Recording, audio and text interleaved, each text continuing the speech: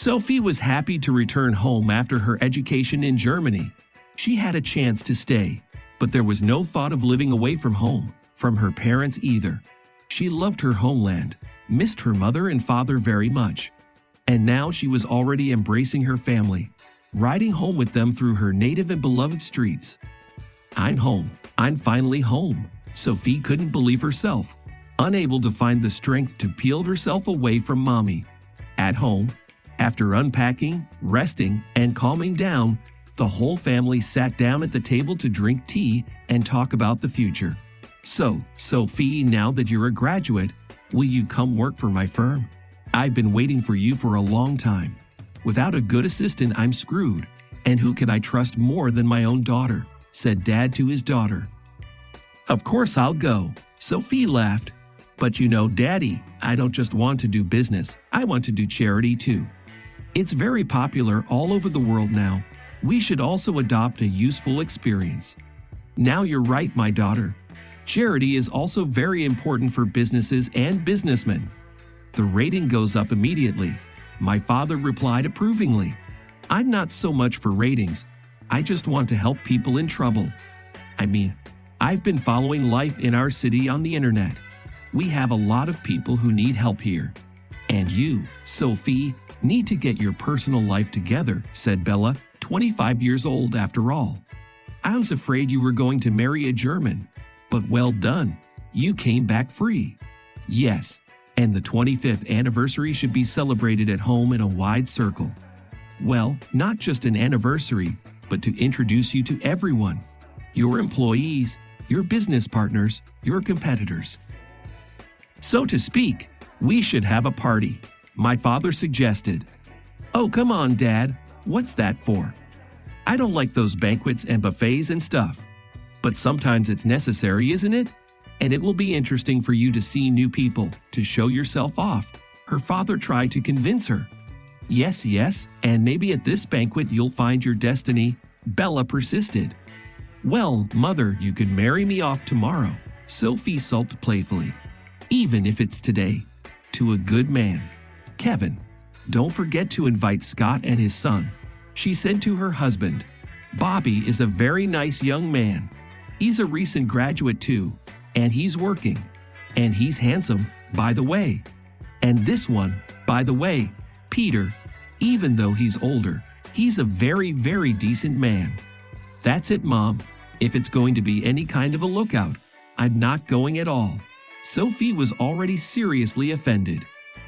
"Well, what a little girl you are, Sophie. I'm thinking of your future. 25 isn't 16, is it? It's about time you had a family and kids. Papa and I would be very glad to have grandchildren. Then I should not have been forced to study, but to take a course in sewing, let's say. And I would have had a locksmith husband and a bunch of kids," Sophie replied. "Really, Bella, who gives birth at 16 nowadays? The girl's graduated. She's got to prove herself," Kevin said. "She'll manage with her grandchildren and everything else." All right. I'm not marrying anyone off, just voicing my dream. That's all," Bella agreed. "I hope I don't have to wait long for it to come true." The banquet was held at the highest level. All the guests came, including sons. But Sophie's personal life has not changed a bit. The girl really decided to prove herself first, and only then to start arranging her own family. She enthusiastically started working in the firm of her father, but his main business was considered participation in a charity project. The fate of disadvantaged people are always very concerned about the girl. Her father approved of her occupation, but felt that Sophie devoted too much time to it. "I thought you'd take over the management, the reporting, and that would be great. And the fact that you often visit all kinds of shelters and orphanages, and that you spend a lot of mental energy. It's still unnecessary," my father said with annoyance. "What's the matter, Dad? You can't do these things without taking them to heart. But don't worry, I'm not going to have a nervous breakdown.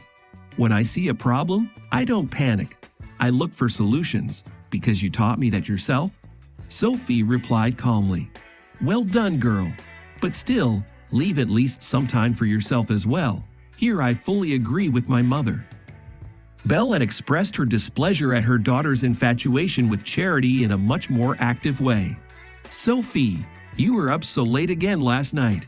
How I wish I could hear that you were out on a date or at the theater, in a restaurant, but something tells me you weren't." "It's not, Mom. We're opening a crisis center and there's a lot of work to do. But you have no idea how much it's needed. It's going to provide help for pregnant minors, both medical and legal. Look, I'll show you what kind of rooms there will be. Never mind the rooms. They'll build it, they'll open it all up. Pregnant teenagers will come running. When are you going to think about your life?" My mother wouldn't let up. "I do. It's all part of my life too. And don't worry about me," my daughter reassured her. "How can you not worry? At least you should have some days off. When you look at all these deprived people, don't you want to be happier yourself?" my mother continued. "I do and I will. I'm happy now, first of all, that I can help people. Our foundation helped a boy who graduated from an orphanage to get an apartment. Isn't that happiness?" Sophie answered happily. "And personal happiness?" My mother would not let up. "I'm sorry, Mom. I didn't want to tell you. But you know, if you hadn't followed me so closely in my youth, I might have found personal happiness sooner too. So get married at 16? Or have an illegitimate child? Is that what you call happiness? Not necessarily. I wasn't going to get married as a high school girl, but I would have learned how to socialize with guys. And thanks to you, I grew up with the conviction that it was shameful. You couldn't. You had to push yourself to study, not hang around on dates. I still feel that way, and I can't get over myself." "Why don't you go see a psychologist then?" my mother suggested. "I'm not going anywhere, and I don't have the time, and I don't think it's necessary. Everything will come in its own time. Don't doubt it. I'm sure of it." And Sophie was not mistaken. The time had come. She had met her man. It happened by chance, without any preparations, not in a theater or at some banquet. The girl popped out of the office, about to grab a bite to eat in the cafe she always went to for lunch, and saw a picture that touched her deeply. A very personable young man brought a container of food to a poor old man who was begging for alms.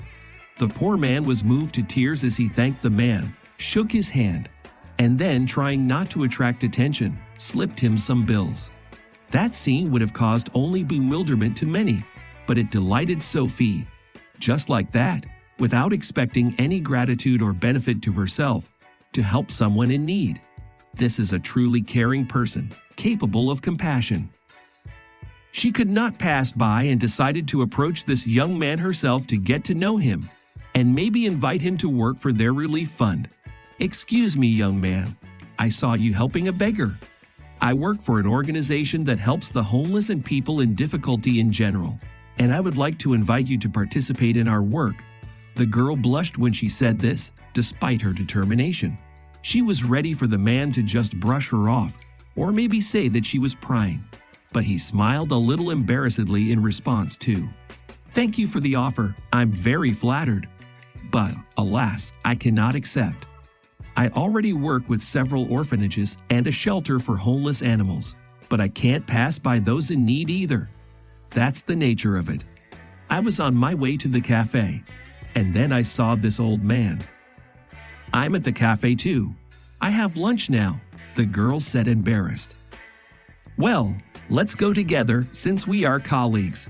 My name is Albert," the guy introduced himself. "And I, Sophie, you know what you did really touched me. It's a pity, oddly enough. If everyone tried to make life a little easier for disadvantaged people, the world would be a much cozier place to live, wouldn't it? But most people pass by and even disdain those who, like us, try to help.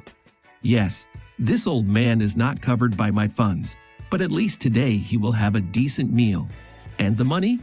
People say he'll drink it away. I left him a business card with the address of the place where you can get help. If he wants, he will come to me. Although many people have a consumerist attitude toward our activities, but if we save even 1 out of 100, isn't that a big deal?" The young man asked with enthusiasm. "I completely agree with you. And sometimes it's very hard to find understanding among ordinary people, which is why so many people are left without help. Lunch dragged on. Sophie was even a little late for work. She could not talk enough with her new friend, in whom she found complete understanding. She and Albert exchanged telephone numbers, and by the looks of the young man, Sophie understood that their conversations, and maybe even meetings, would not only be of a business nature. She liked this young man. Will there finally be a change in my life, too, she thought. And the change began swiftly. From the first meeting, Albert showed his interest in Sophie as a young, beautiful woman. Each date became a small celebration, with luxurious bouquets, with expensive gifts. For the first time, the girl became acquainted with the most romantic places in the city. She found out how nice it was to feel loved and the only one.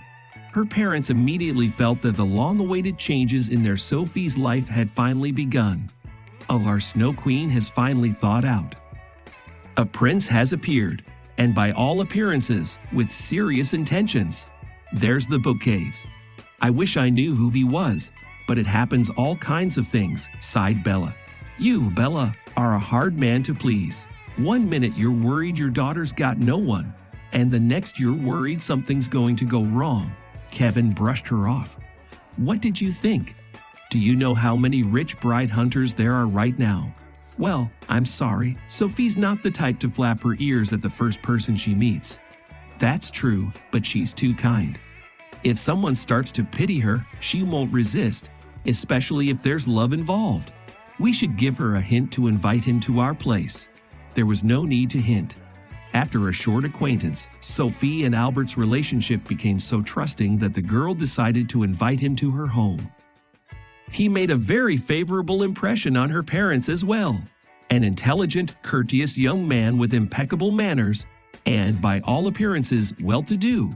Kevin and Bella did not inquire particularly about his occupation and family, but he answered some of their questions quite straightforwardly. I've been living on my own for a long time, hoping only for myself.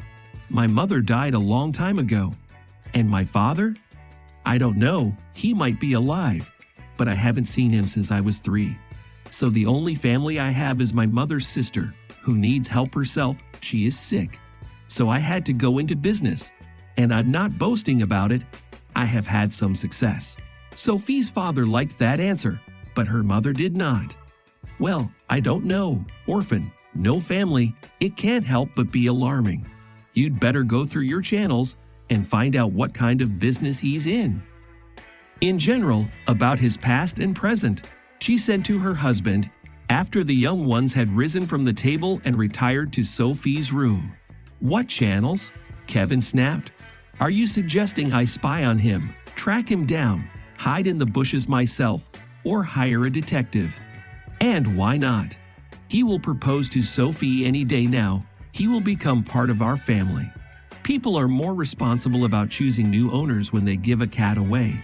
And here's an only daughter. You know, you can say anything. Yeah, I can tell he's a good kid. But is he too good?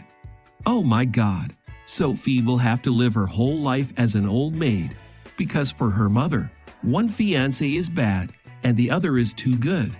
I'll give him a hint that next time he should wear dirty shoes or learn to smoke, or he'll never see my only daughter again.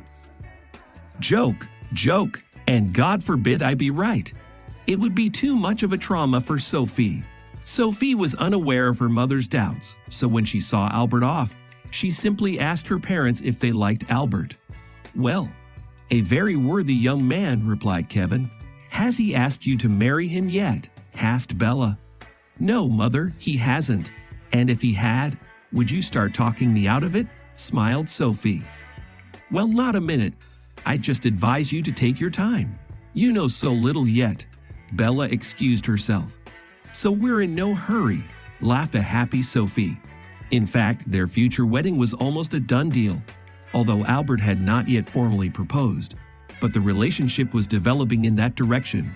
Sophie introduced the young man to some of her friends, invited him to her organization, where he showed considerable interest in charity work and showed himself to be a knowledgeable man, well versed in many issues. Sophie blossomed before her eyes her confidence in her beloved growing day by day. How kind and attentive this man was, and not only to her. Even while walking with Sophie, he could not pass by any cat or dog that seemed to be homeless.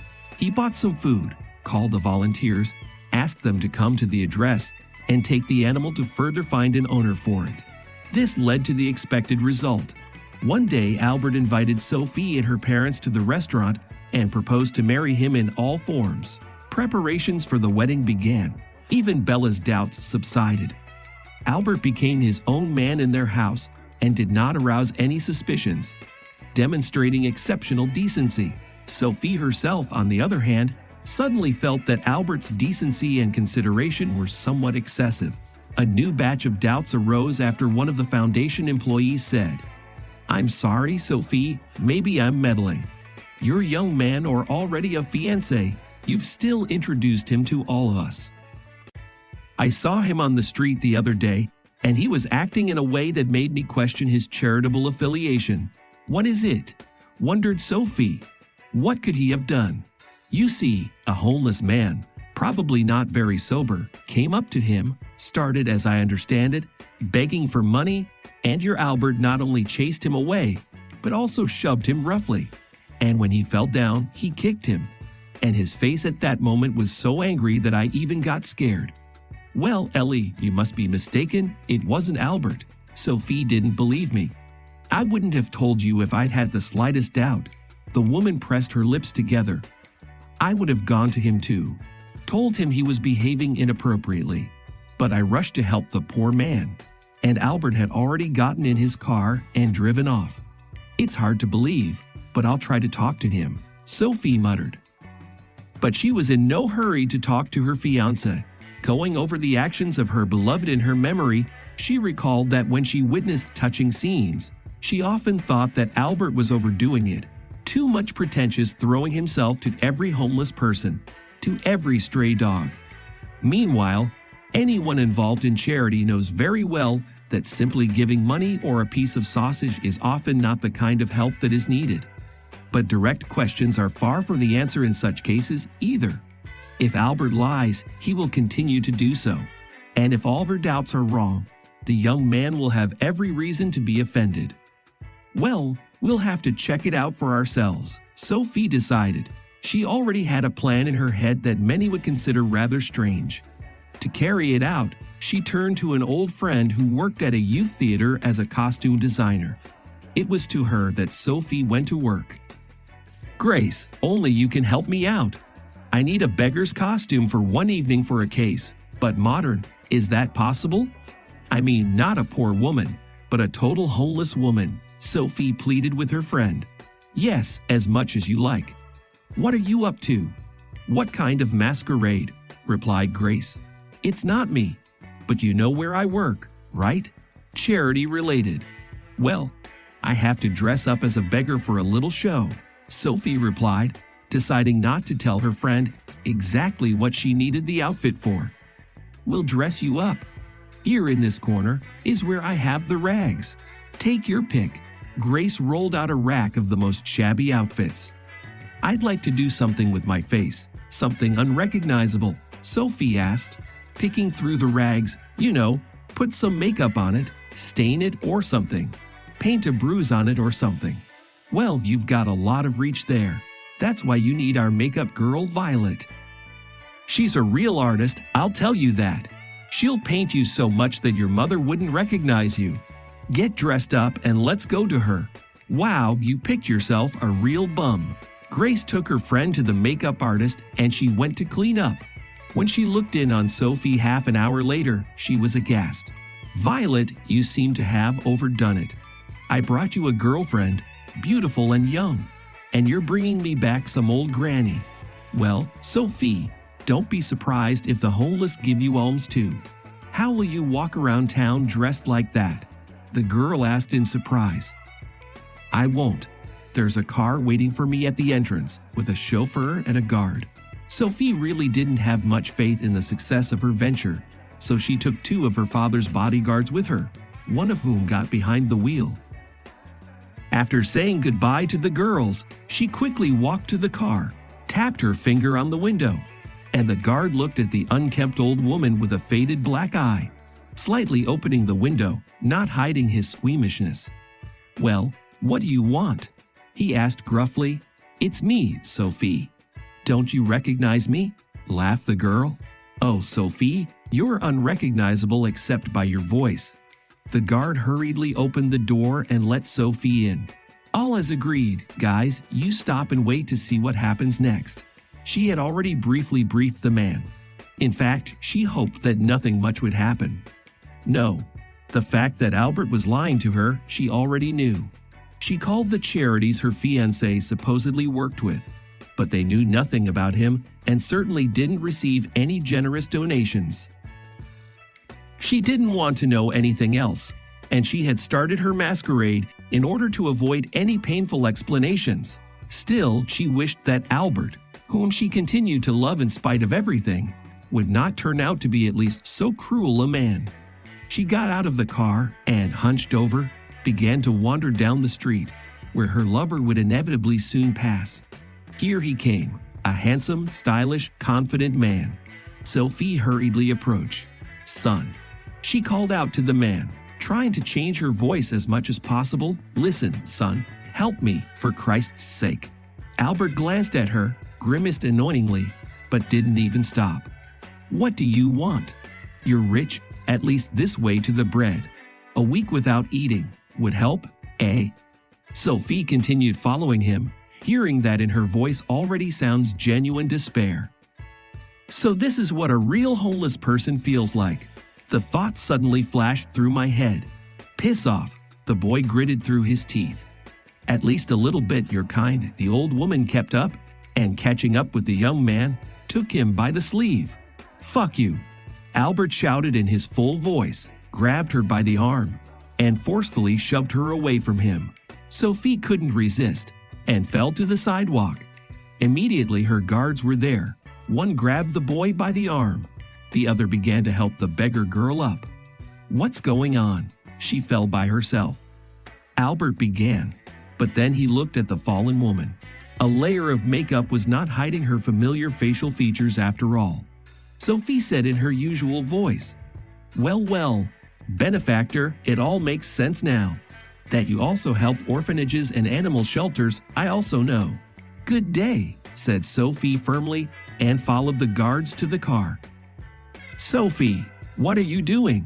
shouted Albert confusedly, and moved to follow his departing bride, but immediately realized that it was no use. God damn it, it all fell apart. And just when everything was going according to plan. Well, the viper. How the hell did she think of that? And why would she do that? "Well, what do we do now?"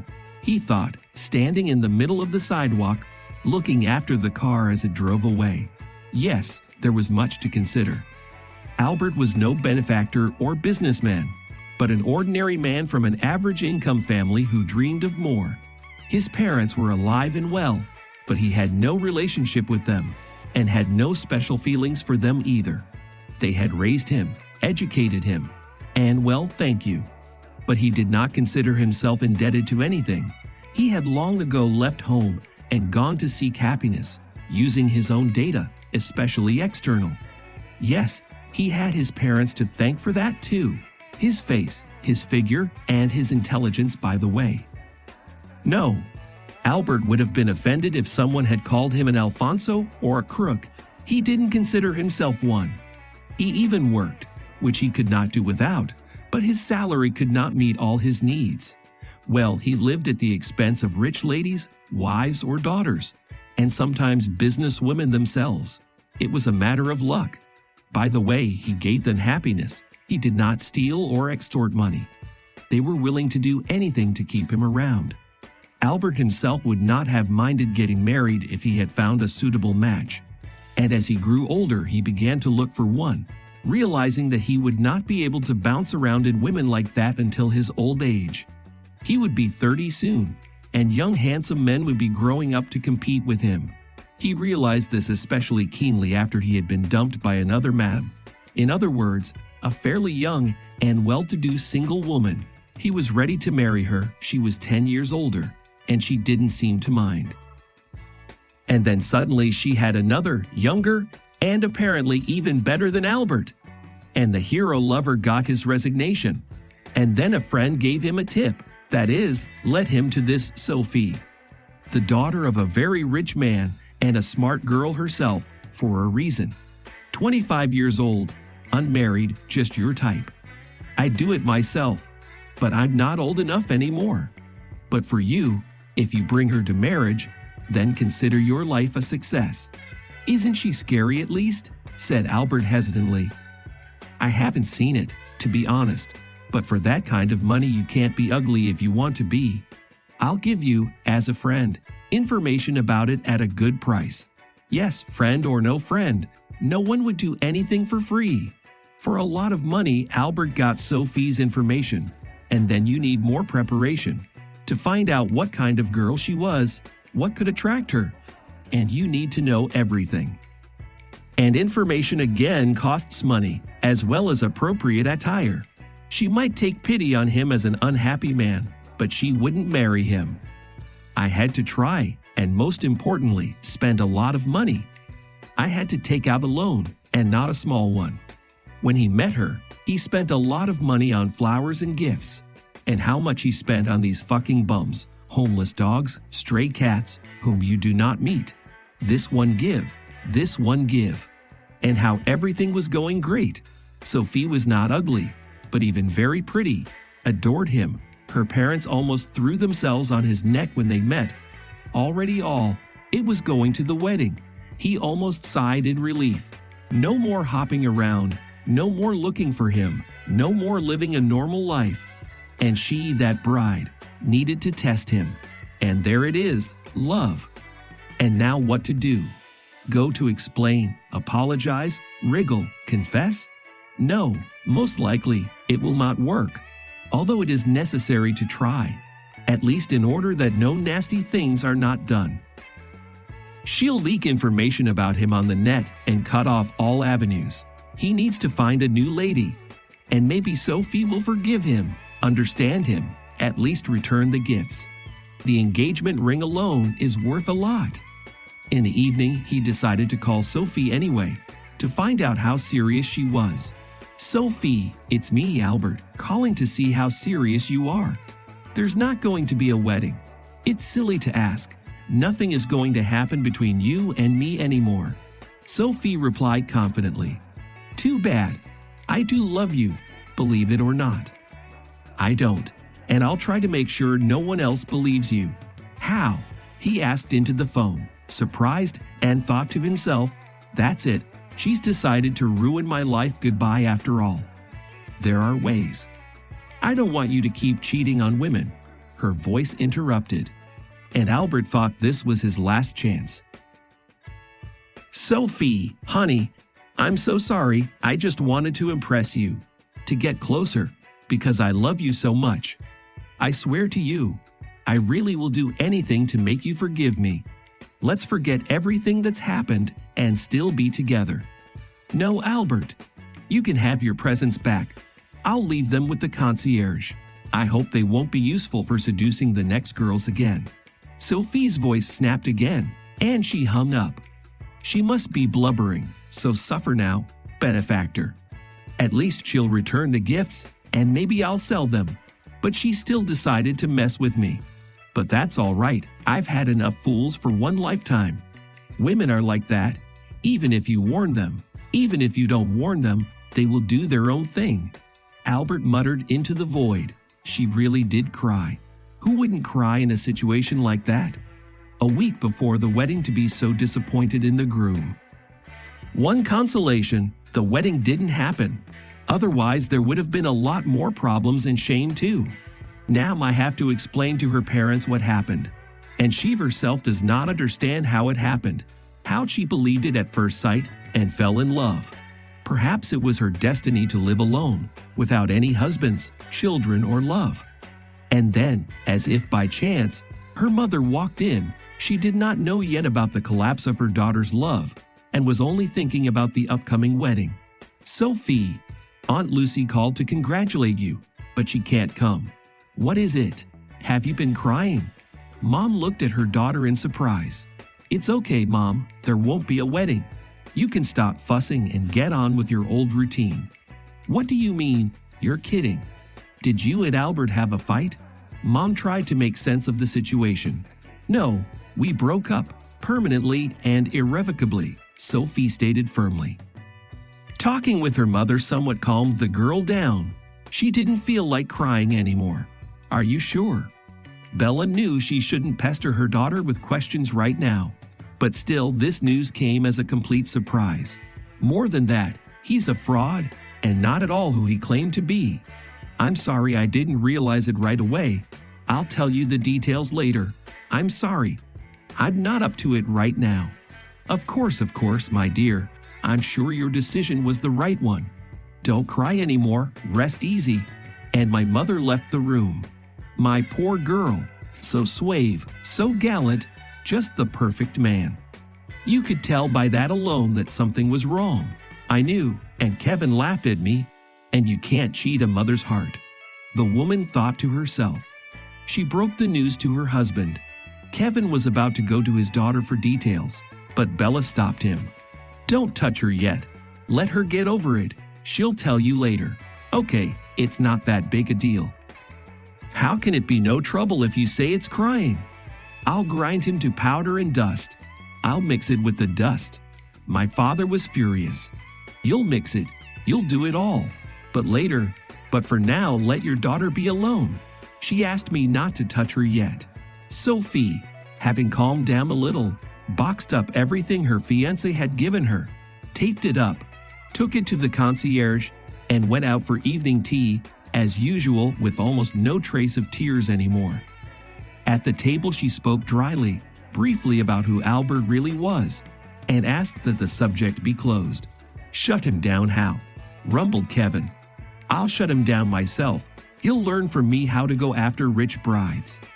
Okay, Dad, let's agree that you're not going to do anything. This is not your situation, Sophie asked. Not mine? You're my daughter, actually. And who's supposed to protect his child if not the father? There's nothing to protect me from. It's all over, and quite safely. Dad, will put information on the net about such a hunter. This will close the door to this kind of entertainment. No one else will be harmed by it, Sophie calmly stated. The net. How you hope for those nets? My father would not let up. And what do you want? Beat him up or kill him? All right, that's enough. Let's call it a day. No con man is worth our arguing instead of drinking tea in peace. I forbid you to do anything. And so it was settled. Life flowed just as it had before. Sophie was fully immersed in her work, gave much time to charity, and did not think about arranging a personal life, which saddened Bella most of all. She's all alone as it is, and now she won't trust people at all, she sighed, and she'll be 26 soon. My poor girl. She's not poor, and she's not stupid. Well, there was one scoundrel in the way. It doesn't happen. Sophie will overcome everything and be happy for sure.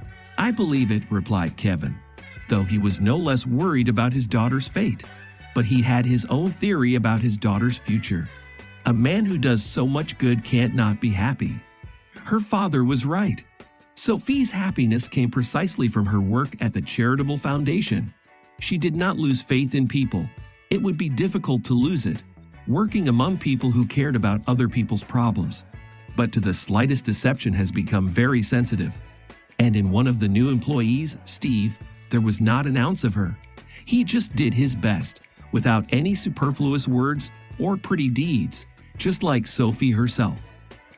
Working together brought them closer together, made them friends at first, and then the friendship turned into something more. They met each other not only at work, they went out to lunch together. Sometimes in the evenings they visited a cafe. The girl saw that the new acquaintance was not deceiving her. He was really passionate about his business, as well as her, Sophie. She could not help admitting to herself that she was in love with Steve. Sophie never had to doubt the sincerity of the man she fell in love with. The purity of his thoughts was proved by his actions. But it was very difficult to believe in her woman's happiness after the failure that occurred. But Steve did not hurry. He waited for the girl's heart to thaw. And one day it happened. "I'm finally happy," thought the girl when this man, for the first time, declared his love for her. Alright, everyone's presentations are done. Nick, the manager, said as he tried to move the discussion forward. Excuse me, I haven't. I recently found out something. Nick interrupted me and began to speak. There's apparently someone in this department who didn't graduate high school and is just a part-timer. Meetings should be for employees only. Absolutely right. His lackey, Mike, of course, agreed with Nick. I'm leaving. After leaving the meeting room, I started to shut down my computer. I noticed that an email had arrived, not in my personal inbox, but in the company's shared email. Thinking, there's no point in speaking up, no one will listen, I went home quietly. The next day, I heard a commotion from Nick's desk. He was staring at his computer screen, his face pale. Nick? Is something wrong? Mike looked at the screen with him. And he turned even paler than Nick. Why is he so angry? Knowing the reason for Mike's distress, I thought to myself, serves them right. My name is Adam. My mother passed away when I was in the 9th grade, and I was raised by my father. Well, you could hardly call it being raised. After my mother passed, my father changed. He drowned his sorrows in alcohol, and though he still went to work, he squandered our living expenses on horse racing. Because of that, I had to start working part-time as soon as I entered high school. Every month, I went to the convenience store with bills in hand that couldn't be auto-deducted from my father's account. Even though I endured it because I didn't want to be alone, I reached my limit in my 2nd year of high school and dropped out. I found a live-in job at a distant inn. Thank you for everything. The day I left home, my father, still staring at the TV, spoke. Take care. That was our last conversation. Back then, 18 wasn't the age of majority, so I needed my father's permission to work, and I couldn't hide my place of employment. Yet, my father never visited me even once. I kept working just to survive, and before I knew it, I was 42. Years of hard work paid off, and I was transferred to the headquarters. I was thrilled to be recognized by the company, as I thought I'd be working in the field until retirement due to my lack of formal education. Listen up. Our work can change the future of our employees. Don't drag us down. On my first day after the transfer, Nick, dressed in an expensive suit, spoke sternly. There was a reason for this. Our inn was located in a prominent tourist destination, known so well that everyone in the state could sing its commercial jingle. At its peak, we had 5 locations within the state. But that was long ago. Due to financial difficulties and aging facilities, only the place where I had worked for many years and the original establishment remained. I was prepared to lose my job anytime, but now there was a glimmer of hope. With the rise of social media, the tourist area where the inn was located started gaining attention again. Depending on how hard the sales department, where I was transferred, worked, we could either thrive or be forced to give up this prime location to the new hotel chains continuously popping up. For Nick, who had switched careers from another industry to strengthen our sales, this was a battle he couldn't afford to lose. I understood why he had to be strict. I will do my best. Nick sneered at my enthusiastic declaration. Did you not hear what I said? I'm sorry. I thought I was listening carefully. Out of habit from years of customer service, I apologized reflexively, though I had no idea what had offended him. Someone was watching me with a smirk. In this department, there are those who are expected to excel and those who have been shoved here because they have nowhere else to go. You are the latter. It was Mike, the section chief. He's 7 years younger, at 35. But he was called to headquarters much earlier than I was and had been moving around within the headquarters ever since. I'm not jealous, but I can't accept that he's my boss. Graduating from a prestigious university, he has an unusually high pride and caused many problems as a newbie, making things very difficult for me when I was the front desk leader. When I found out Mike was transferred to the sales department a month before me, I was disheartened. Mike is right. With just a middle school diploma, there's not much you can do. Don't even think about achieving results. As if I didn't exist, Nick remarked, I'm thirsty. Mike eagerly ran to the coffee maker. It seems Mike is Nick's lackey. I regretted being happy about my transfer to headquarters, wishing I had stayed on site forever. Send a direct mail to every company on this list by the end of the day. Nick only assigned me tasks that even a new graduate could handle. What? There are over 1,000 companies. You want me to send to all of them by today? Yes, if you and your fellow misfits split the work, even those with nowhere else to go should finish by today. I glanced at the employees typing away expressionlessly. They were worn out from customer service, only thinking about leaving on time, or were women reassigned after having children. With zero motivation for work. Even Sam, a new graduate from the same university as Mike, who was supposed to be among the expected achievers, had no enthusiasm for the job. Having joined the company wanting to do customer service. I don't care what they say, I plan to quit anytime, he said. Only Nick and Mike were highly motivated, making all the decisions between the two of them. I originally only wanted to work at the inn to survive and had no particular attachment to this job. I swallowed my words, thinking I had no right to reprimand them. About a month after the transfer, Nick told us with a frustrated look. To commemorate the 50th anniversary, we've decided to create a plan exclusive for one group per day. Originally, Mike and I were supposed to come up with it, but our president, Mr. Thompson, insists on hearing everyone's opinions. So, you all get a chance. As Nick explained, Mike began handing out prints. Make sure not to embarrass Nick. If your ideas are half-baked, you'll have to redo them. It seemed that they had printed his handwritten notes by Mr. Thompson, which included several questions and a section for free responses. It made sense why Nick had to seek our input, given that all responses had to be submitted to Mr. Thompson. We were given a week to think about it, and a meeting was scheduled to compile our ideas. My plan is to let guests enjoy both the old and modern America. Nick began the presentations. Guests would watch a master confectioner at a nearby traditional sweet shop make sweets in front of them. The welcome drink would be premium tea in a bottle. Nick's plan was certainly attractive. After his presentation, Nick called on us to present in the order we were seated. Just as I stood up for my turn. All right, everyone's presentations are done. Excuse me, I haven't. I recently found out something. Nick interrupted me. There's someone in this department who didn't graduate high school and is just a part-timer. He was likely talking about me. I joined the company as a part-timer and was made a full-time employee when I turned 20. That was 20 years ago, so Nick and Mike probably had no chance to know until recently. Meetings should be for employees only. Absolutely right. After that, Nick kept creating opportunities to solicit everyone's opinions, purposefully excluding me from speaking. The meeting unexpectedly heated up and went past the scheduled end time. A few people asked to leave, and the discussion continued with the remaining few. Still here? Normally, you'd leave in that situation. Though I had no attachment to the job initially, hearing kind words from customers made me want to make them happier. For someone like me, with nowhere to go, the inn was my home and customer service was my life. I felt pathetic about my current self. I'm leaving. I left the conference room and started shutting down my computer. I noticed an email had arrived, not in my personal inbox, but in the company's shared email. Thinking no one would listen to what I had to say anyway, I quietly went home. The next day, while preparing the DM as instructed, I heard a commotion from Nick's desk. In his haste to stand up, he hit his knee on the desk. He stared at his computer screen, his face pale. Nick!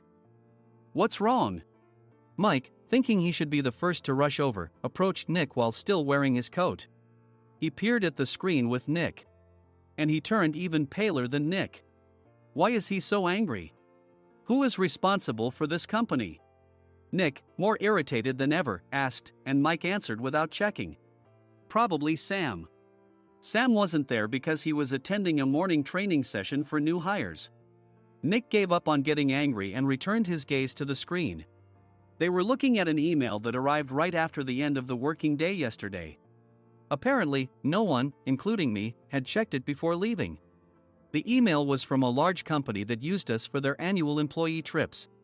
The president and executives of that company also frequently used our services personally. President of the company, Mr. Mason himself had declared that neither he nor his company would ever use our services again. Well, some companies cancel their employee trips or stop using our services due to financial struggles. Let's just move on. Mike kept wiping the sweat from his forehead with a handkerchief. Knowing why Mike was so agitated, I quietly watched their interaction. Do you know how much revenue we get from that company? We can find other guests to fill the rooms, but we'll lose the banquet costs, gift shop revenue, rental car fees, and more. Moreover, the gifts were supposed to be prepared by the traditional confectionery shop involved in Nick's proposed plan. If it's known that we incurred such a huge loss at this critical time, Nick's position in the company would be jeopardized. Nick took a deep breath, seemingly trying to calm himself. All right, Mike. Go to New York right now and apologize to Mr. Mason. What? You're coming with me, right? I have urgent work to do. I trust you, which is why I'm entrusting this to you. Please. Mike, believing Nick's sincerity, agreed with a determined look on his face, saying, yes. That's Nick for you. Even if Mike went to apologize, Nick would shift all the blame onto him if the client didn't change their mind. Well, it was Mike's fault to begin with, so it served him right. About 3 hours later, Sam answered a call from somewhere and repeatedly apologized, saying, I'm very sorry. Everyone watched to see what was happening. After ending the call, he informed Nick with a weary tone. When Mike arrived at the client's company, he only made things worse, further infuriating Mr. Mason. He was demanding, get his boss here immediately. It was no wonder Sam was exhausted, dealing with such a call right after returning from training. What is that idiot doing? All right, Adam, you're coming with me. If sacrificing Mike didn't work, then I must be next. Normally, I'd want to refuse at all costs, but I saw an opportunity in this situation. If I can be of assistance, I'd be happy to join you. I obediently followed Nick, and we flew to New York. When we introduced ourselves at the reception, it became clear how serious the situation was, as the receptionist personally escorted us to the president's office. Angry voices leaked through the door, making both Nick and me uneasy. Excuse me. I'm Nick, the supervisor. I understand my subordinate has caused you trouble, and I deeply apologize. Nick, with his experience in the corporate world, knew enough to offer an apology before excuses. However, his customer service skills left much to be desired. I sighed as I saw Mike trembling like a small dog in the corner of the room. What kind of training are you giving your subordinates? Mr. Mason glared at Nick with a red face. The intensity of his gaze made even Nick take a step back. Regrettably, I joined this company only 2 years ago and was unaware of Mike's issues. I should have identified his shortcomings sooner. Indeed. I should have realized sooner. No sensible person would come to apologize and then give a lengthy presentation on the drawbacks of not using their inn. Nick froze, his mouth slightly open. Suspecting the worst, I picked up the documents that had fallen to the floor. It seemed Mike hastily prepared these documents on the plane, listing the disadvantages. Disadvantage 1: if you change the venue for the company trip, employees might suspect it's for cost-cutting reasons, leading to a negative impression. Reading it aloud half-jokingly, Nick snatched the papers from my hand and checked the contents with a furious expression. Among the stack of documents was a receipt from a nearby convenience store's copy machine. I felt a pang of dread, hoping he hadn't shown the receipt as well. What do you think he said when I asked what kind of nerve he had to do this? I'm very sorry. Faced with the dire situation, Nick must have thought there was nothing left to do but apologize. In a voice smaller than I'd ever heard from him, he uttered words of apology. He said, I'm a Harvard graduate. I don't believe I said anything wrong. Mike, what have you done? Forgetting his plan to pin the blame on Mike, Nick yelled loudly, even in front of Mr. Mason. I didn't do anything wrong. You're still saying that? Look at him. Mike pointed at me with a shaking hand. I was assigned to headquarters in my 20s and now I'm a section chief. This guy only made it to headquarters at 42. Everything I've done proves I was right. So why are we losing the contract? Having said his piece, Mike collapsed to the floor. Of course. You were sent there because you had nowhere else to go. Mike never expected to hear such words from someone he looked down upon. He lunged at me, and Nick hurriedly stepped in to stop him. Mr. Thompson told me Mike is a quick thinker and to take good care of him. There's no way he was pushed aside. Don't make things worse here. He didn't say quick thinker, he said only quick-witted, didn't he? I don't remember that part. I recalled the many troubles Mike caused when he was a newbie. When Mike was on the front line, his pride was so high that he never apologized to customers. Customer service, especially in our job, doesn't work alone. It brings both good and bad situations. If the front staff or housekeepers made mistakes, or the cleaning company didn't properly clean a room, one had to apologize to the customers regardless of personal fault. Mike, in such situations, would never apologize, insisting he wasn't at fault. This often angered customers, and as the front desk leader, I frequently had to apologize on his behalf. He caused complaints and disrupted operations, which is why he was quickly moved to headquarters. In departments where he didn't interact directly with customers, his quick thinking was beneficial and things went well. But it seemed his flaws were starting to show. Corporate reservations are supposed to be entered into the system by the sales representative. But a quick check yesterday revealed that more than 10 items were missing from the client's reservation. The handover document clearly stated what needed to be prepared. Why didn't you enter it into the system? Why do we have to give them special treatment? Filling rooms near the banquet hall, setting up all the food in advance. Specifying the brand of wine, they're too demanding.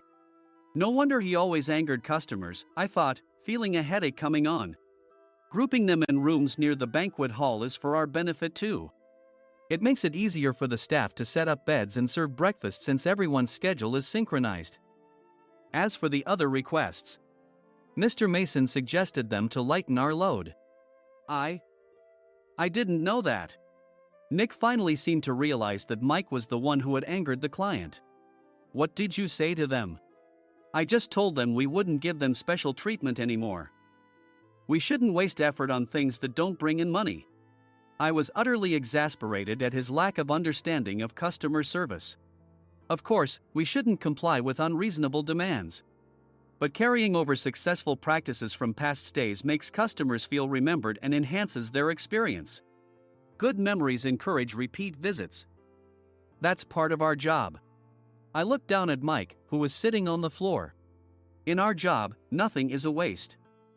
Mr. Thompson likely moved you to the sales department, hoping you'd finally understand this. How do you think he feels now that you failed to meet his expectations? Mike, tears in his eyes, fled the president's office. I was amazed he still hadn't apologized. You have it tough, Adam. It's okay, we're all employees of the same company. I deeply apologize for this disrespectful incident. Especially after all the care you've shown us. If it weren't for you, Adam, I really would have stopped staying here. When I heard you were moving to the sales department, I was willing to reconsider if you handled it. Seeing us talk so amicably, Nick's face contorted. Do you two know each other? Adam's service is excellent.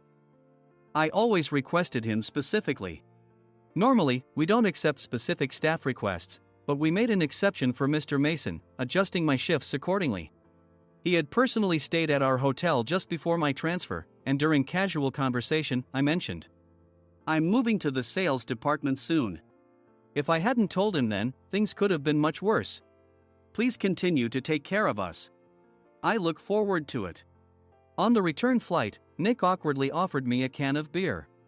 It's still working hours.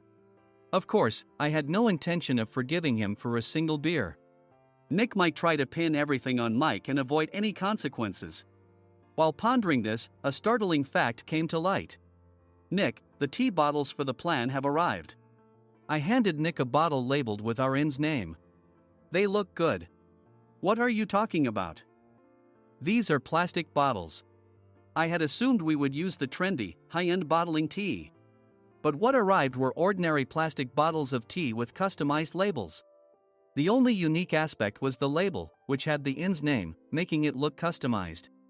Upon further investigation, I discovered that a substantial amount of money was set to be paid to the tea company. It was priced like bottling tea. Does this plastic bottle really cost $100 each? The tea inside is specially blended for us. The extra cost is for that. Wouldn't it be better to use another tea company? Or is there a specific reason we must use this one? As Nick continued to make excuses, I showed him a printed email. I informed the tea company's president, Mr. Mitchell, that we discovered irregular payments and he confessed. He said you two were high school classmates and planned to split the extra money. That idiot. Why did he confess? That's not important. You should worry about yourself, this could turn into a police matter. Opening the bottle cap, I suggested.